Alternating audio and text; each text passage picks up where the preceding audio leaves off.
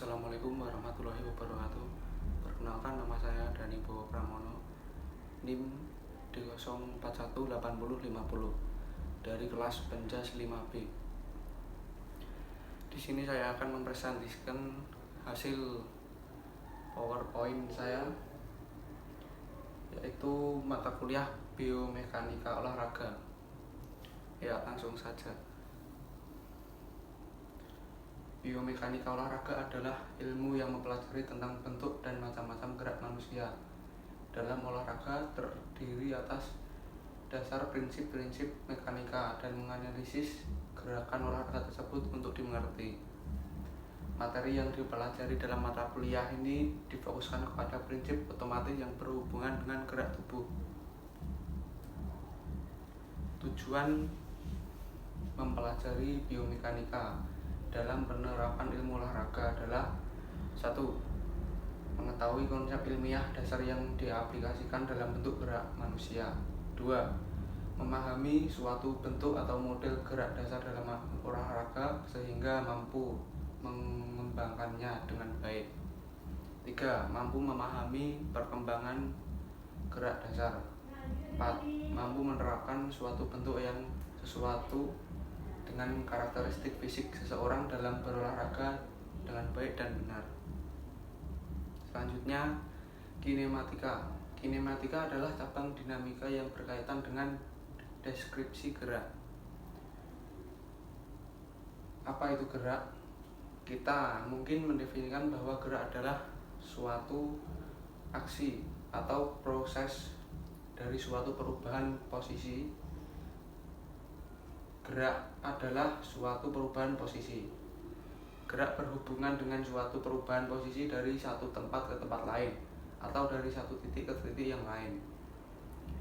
Dua hal ini adalah dibutuhkan pada gerak yang terjadi pada ruang dan waktu. Ruang untuk bergerak di dalamnya dan waktu dibutuhkan selama gerak. Untuk melakukan studi gerak lebih mudah, kita mengklasifikasi gerak linear, angular, atau general. Dari keduanya, kinematika yaitu yang membahas tentang gerak benda itu sendiri berkaitan dengan masalah ruang dan waktu, tanpa melihat apa penyebab bergeraknya benda tersebut.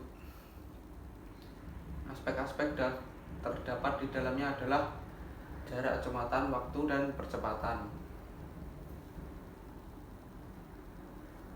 Kecepatan menggambarkan tingkat di mana tubuh bergerak dari satu lokasi ke lokasi yang lain. Rata-rata kecepatan dari tubuh diperoleh dengan membagi jarak dengan waktu.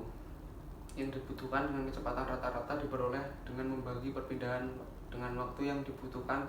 Misalnya seorang perenang dalam lomba 50 meter di kolam panjang 25 meter yang menyelesaikan balapan di 71 detik.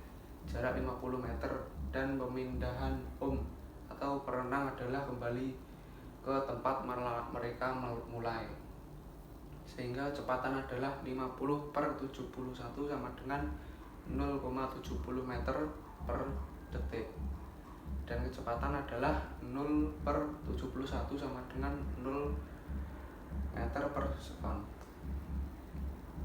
Ya, rumusnya yang saya tanda hijau ini, kecepatan dan velocity sama dengan jarak yang ditempuh dibagi waktu yang dibutuhkan. Dan rumus percepatan rata-rata adalah kecepatan akhir dikurangi kecepatan awal, waktu dibagi berlalu. Jarak dan kecepatan dapat digambarkan dalam hal besarnya jumlah dan dikenal sebagai skala. Pemindahan kecepatan dan percepatan membutuhkan besar dan arah dan dikenal sebagai vektor. Ketika tubuh mengalami percepatan yang sama di seluruh selang dan waktu, percepatannya dikatakan konstan dan seragam, dan persamaan berikut berlaku. Kecepatan akhir sama dengan kecepatan awal tambah kurung buka percepatan kali waktu kurung tutup. Jarak sama dengan kurung buka kecepatan awal dikali waktu kurung tutup ditambah kurung buka 1/2 dikali percepatan dikali waktu kuadrat kurung tutup. Dalam kinematika, sejatinya gerak hanya ada dua macam, yaitu gerak lurus atau disebut linear dan gerak melingkar disebut angulir. Namun seorang atlet dapat bergerak dengan 3 cara berbeda. Geraknya bisa linear ataupun angulir, atau bisa juga digabungkan atau kombinasi, yang disebut juga sebagai gerakan umum atau gerakan general motion. Dalam olahraga mengkombinasikan kedua gerak ini yang paling sering terjadi, dan gerak angulir yang paling dominan dilakukan oleh atlet. Hal ini terjadi karena gerak atlet berasal dari ayunan, aksi putaran anggota tubuh ketika berputar melalui sendinya. Bahkan seluruh gerak yang dilakukan oleh setiap bagian tubuh atlet atau segmen adalah gerak angulir dan atau melingkar. Gerak rotasi, spin, salto, dan twist merupakan nama lain untuk gerak angulir. Seluruh istilah tersebut menunjukkan bahwa sebuah benda atau seorang atlet sedang berputar beberapa derajat. Dalam olahraga seperti senam, loncat indah, atlet sering melakukan dengan putaran 180 derajat. Putaran penuh yaitu 360 derajat. Macam-macam gerak. Pergerakan manusia dikontrol oleh sistem muskuler dan dikoordinasikan dengan sistem saraf. Sistem muskuler tersusun dari sel-sel kontraktif yang disebut serabut otot. Jaringan otot mencapai 40% sampai 50% berat tubuh. Melalui kontraksi, sel-sel otot menghasilkan pergerakan dan melakukan pekerjaan atau aktivitas fisik. Berikut adalah fungsi sistem muskuler. 1. Pergerakan. Otot menghasilkan gerakan pada tulang tempat otot tersebut melekat dan bergerak dalam bagian-bagian organ internal tubuh.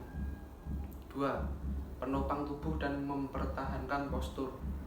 Otot menopang rangka dan mempertahankan tubuh saat berada dalam posisi berdiri atau saat duduk terhadap gaya gravitasi. 3. Produksi panas. Kontraksi otot secara metabolis menghasilkan panas untuk mempertahankan suhu normal tubuh. Selanjutnya, sistem saraf. Sistem saraf merupakan serangkaian organ yang kompleks dan bersambungan serta terdiri dari jaringan saraf. Sistem saraf tersendiri dari 2 sistem, yaitu sistem saraf pusat dan sistem saraf tepi atau perifer. Fungsi dari sistem saraf adalah mengkoordinasikan atau mengatur segala aktivitas tubuh. Pergerakan manusia timbul karena adanya rangsangan. Rangsangan tersebut ditanggapi oleh sistem saraf yang kemudian diteruskan oleh muskuler tubuh atau sistem lainnya. Dalam menanggapi rangsang, refleks atau kecepatan sistem saraf bervariasi. Tergantung dari rangsang yang biasa ditanggapi. Semakin sering dilatih dengan rangsangan yang sama, maka refleks tubuh rangsangan tersebut akan semakin cepat, yang disebut dengan gerak otomatis. Begitu juga sebaliknya. Poros gerakan dalam pergerakan manusia terdiri dari 3 bidang diantaranya, yaitu 1. Bidang sagital merupakan bidang yang membagi tubuh menjadi 2 bagian, yaitu kanan dan kiri. Bidang ini dikenal juga dengan poros antero-posterior. 2. Bidang frontal atau transversal merupakan bidang yang membagi tubuh menjadi 2 bagian, yaitu di depan dan di belakang. Bidang horizontal. Bidang horizontal merupakan bidang yang membagi tubuh menjadi 2 bagian, yaitu atas dan bawah. Dikenal sebagai poros melintang. Dalam menguraikan macam-macam gerakan harus difokuskan pada sifat badan tertentu. Posisi tubuh saat berdiri dengan telapak tangan menghadap ke dalam merupakan posisi tubuh yang mendasar. Sedangkan apabila berdiri dengan telapak tangan yang menghadap ke depan merupakan posisi tubuh secara anatomi yang memungkinkan adanya gerak otot yang dilakukan, seperti fleksi, abduksi, rotasi, pronasi, eversi, sirkumduksi.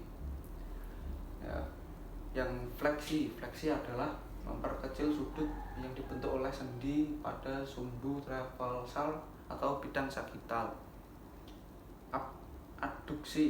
Adduksi gerakan segmen tubuh dalam bidang lateral yang menjauhi garis tengah tubuh.